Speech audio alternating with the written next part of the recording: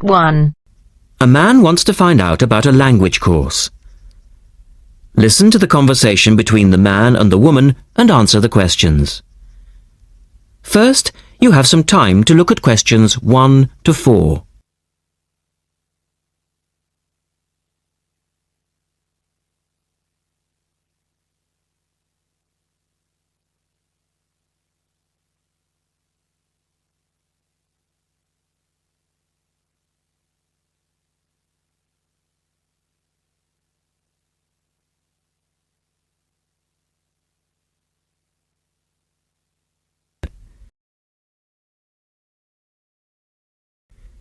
You should answer the questions as you listen, because you will not hear the recording a second time. Listen carefully and answer questions 1 to 4.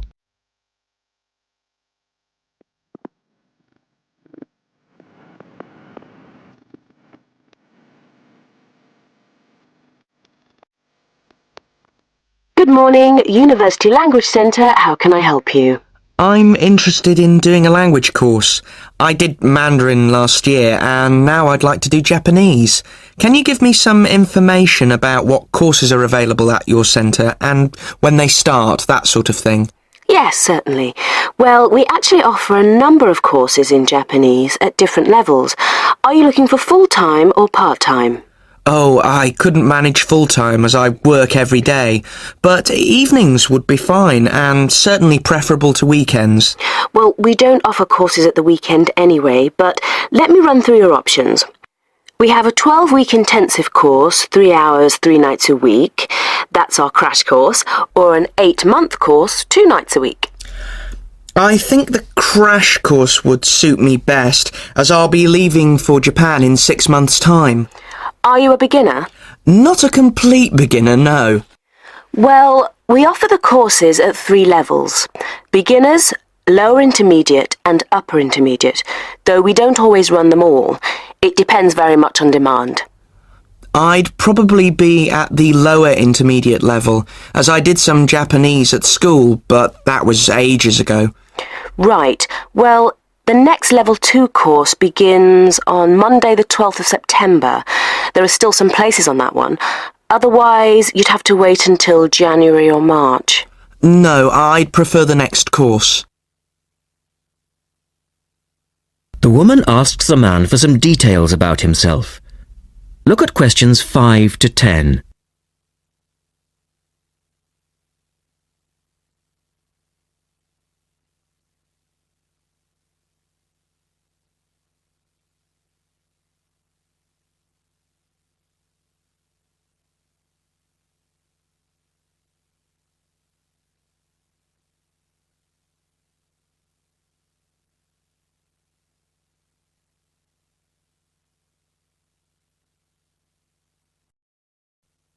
Now listen to that conversation. Answer questions 5 to 10. Right. Can I get some details from you then, so I can send you some information? Sure. What's your name? Family name first. Haggerty. Richard. Hagarty? No, Hagerty. Oh, okay. And your address, Richard? Well, perhaps you could email it to me. Right. What's your email address? It's Ricky45, that's one word, RICKY45, at hotmail.com. And I just need some other information for our statistics. This helps us offer the best possible courses and draw up a profile of our students. Fine. What's your date of birth? I was born on the 29th of February, 1980. 1980? So you're a leap year baby. That's unusual. Yes, it is. And just 1 or 2 other questions for our market research, if you don't mind. No, that's fine. What are your main reasons for studying Japanese? Business, travel, or general interest? My company's sending me to Japan for 2 years. All right, I'll put down business. And do you have any specific needs? Will there be an emphasis on written language? For instance, will you need to know how to write business letters, that sort of thing? No, but I will need to be able to communicate with people on a day-to-day basis.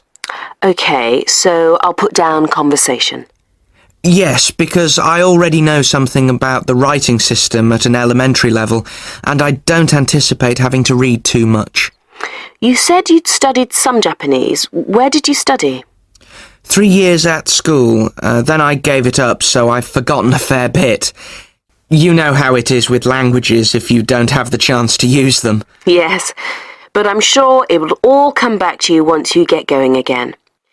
Now, once we receive your enrolment form, we'll contact you in about a couple of weeks. That is the end of part 1.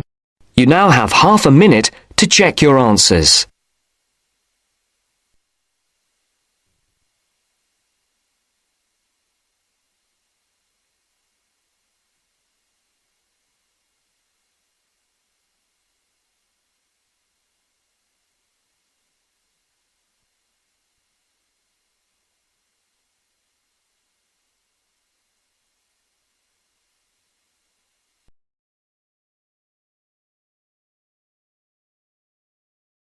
Now turns to part 2. Part 2. A discussion between a college receptionist, Denise, and a student named VJ about learning a language. In the first part of the discussion, they are talking about the course VJ will study. First, you have some time to look at questions 11 to 17.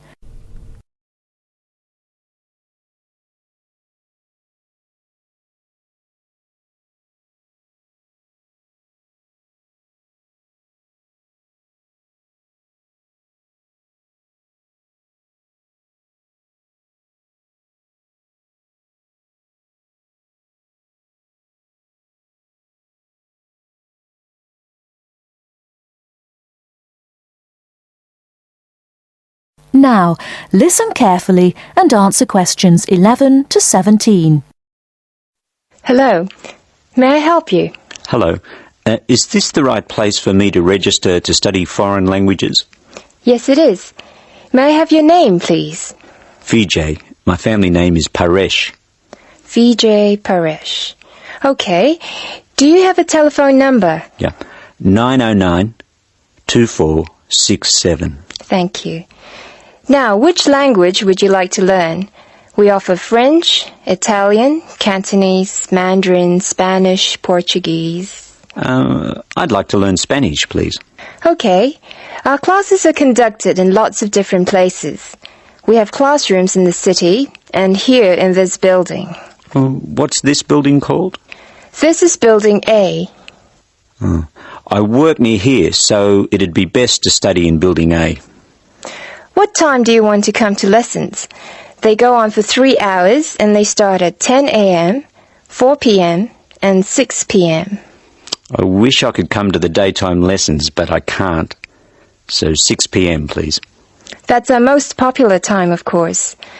Have you ever studied Spanish before? No, I haven't. We describe our classes by level and number. Your class is called Elementary 1. Okay. When will classes start? Elementary 1 begins, just a minute, it begins on August 10. Great. Now what else do I have to do? Before you hear the rest of the talk, you have some time to look at questions 18 to 20.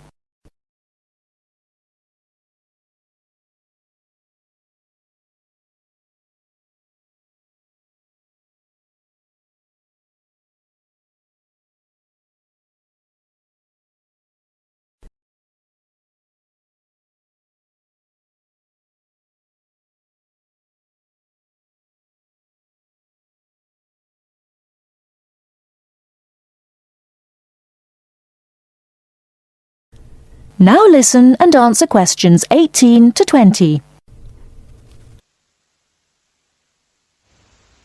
I'm sorry, Vijay.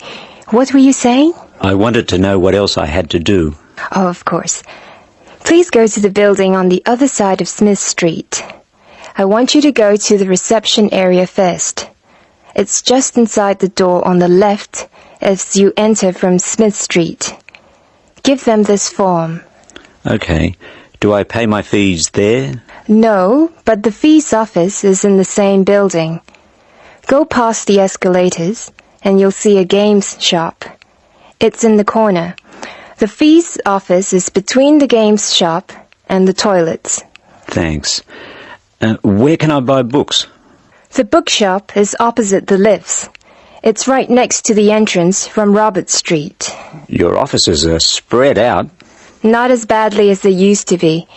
By the way, we offer very competitive overseas travel rates to our students. Oh, I'd like to look into that. Of course.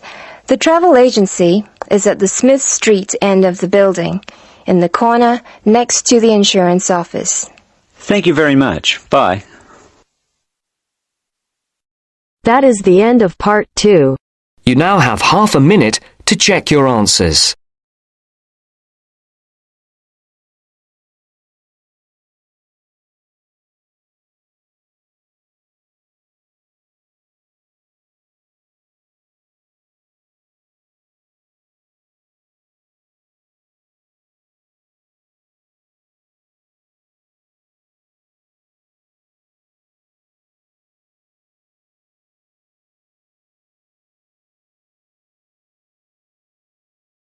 Now turns to part 3.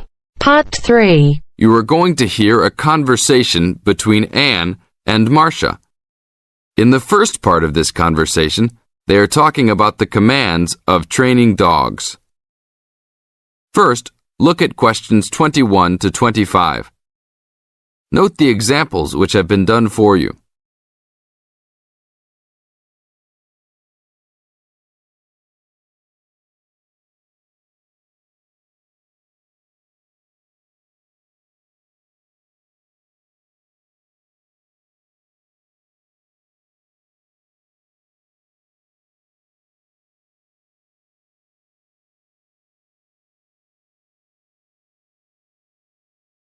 Now listen to the first part of the conversation and answer questions 21 to 25. Complete the table showing different commands for different forms of dog training.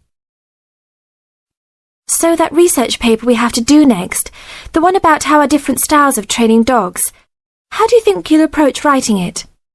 You know, I've been thinking about it. I feel that the best way to write it is to divide the paper into two main parts. In the first part, we'd be analysing some examples of each style of training dogs. Right, what the styles are. After that we can talk about how each style can be used so that the dogs learn something different from each one. Indeed. Maybe we could draw a chart and compare examples of each style of training, one at a time. So the different kinds of training would be simple obedience training. There you would have things like teaching them to sit, stay in one place and so on. Right. So included in here would be simple audio commands like speak. Yes, basic commands are just spoken words, aren't they? And then there would be the more guard-oriented training, where the dogs are trained to know a specific place well. Patrolling and barking are probably the best examples, because most people have seen them in many places, especially in homes. And this would lead us to the attack dog training, which is physical as well as spoken, training the dog to knock someone down, and even biting if they have to. Right, so there's another category as well, sniffing dogs, which make up the searching category. I've read that in the UK, every major airport and government building has these dogs to search for all kinds of dangerous items. In the second part of the conversation, Anne and Marcia talk about all kinds of training and what kind of dogs they are suitable to. Look at questions 26 to 30.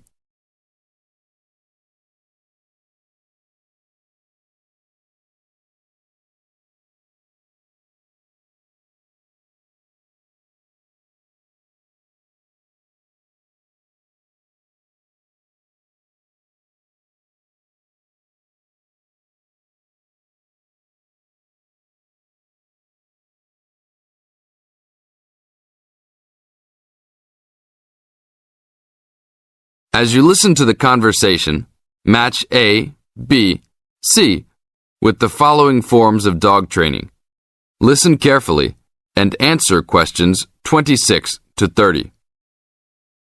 I can believe that. Well, we have a good list to build on. We're finally getting started now, so let's try to figure out when each type of dog training should be used.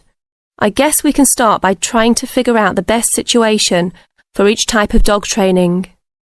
What do you mean? What I mean is whether each type of training should be used with different kinds of dogs.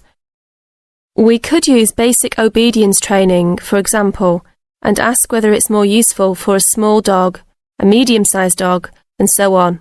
In this case, I'd say obedience training is best with small dogs, because they tend to get excited easily, and this will help keep them out of trouble. Okay, that makes sense. Then let's look at physical training. Even though some people think it's ideal for every breed of dog, I think it's better suited to the larger kinds. Small dogs usually just aren't smart enough to understand the physical commands, and they can even get hurt from them. The specialised sniffing training is the same. I think they're better with the more intelligent breeds of dogs, and they're hardly ever useful with really small dogs. Attack training, however, can be useful for every kind of large dog, as long as the dog is treated well and given a lot of care and attention. All right, and what about guard training? Barking is an ideal way for small dogs to guard a home. I know they aren't big enough to stop a person, but making some noise is often all a dog needs to do. Other kinds of guard training like biting, though, are different. I'd always plan to teach those to a smart dog, give them a chance to use their brains and defend their homes. I'd have to agree. Trainers often just teach large dogs to bark at a person when they think something isn't right. But if they know how to use physical skills in a bad situation, they could save their owner's life someday. Yes, I suppose that different people would have different needs for their pets. Right, and different trainers would recommend different methods for different breeds. That is the end of part 3. You now have half a minute to check your answers.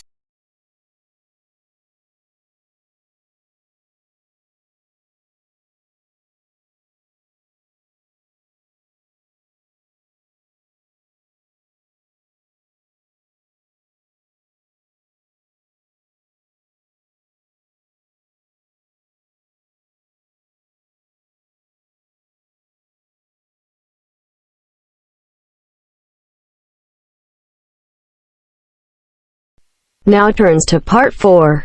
Part 4. You will hear an extract from a talk about student health, and specifically about ways to avoid headaches. Listen to what the speaker says and complete the summary. First, look at questions 31 to 40.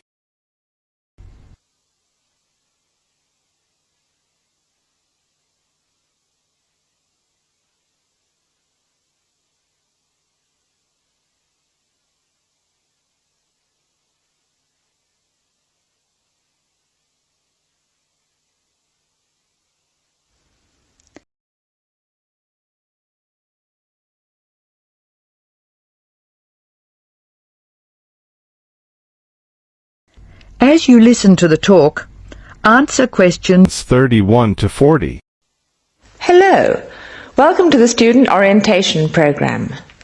Today's session is on health issues, and this talk is about headaches and how to avoid them.